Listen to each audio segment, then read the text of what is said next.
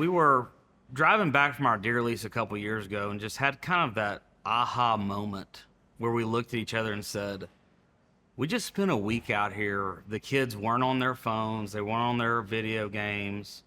They were going through the woods. All they cared about was the animals and the land. And that was just kind of a moment that Leslie and I connected on that and said, we've got to do something.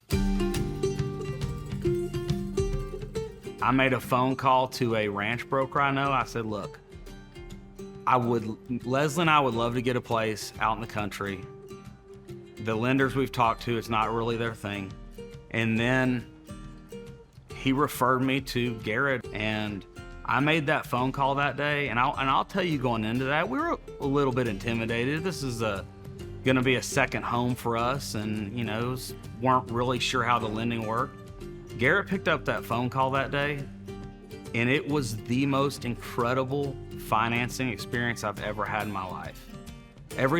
He made it so simple to understand everything, made us feel very comfortable, became a partner to us as we moved through the process. You get to learn about the family, and you build a relationship, and that's what we're about. We're relationship lenders, and we take pride in that.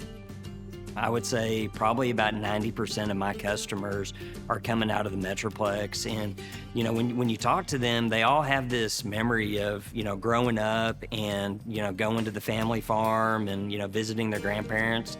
And I think that's what we're seeing is they're wanting for their kids is that place that they can go to out in the country. They can build those memories. They can learn how to fish, hunt, just enjoy being outside together.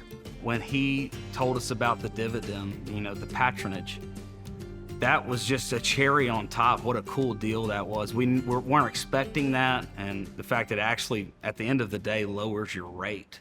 I'm so grateful that we are able to do this for our kids, where they, for years to come, can come down here with, their friends, now in college. I look forward to having my grandkids come down and play on this property.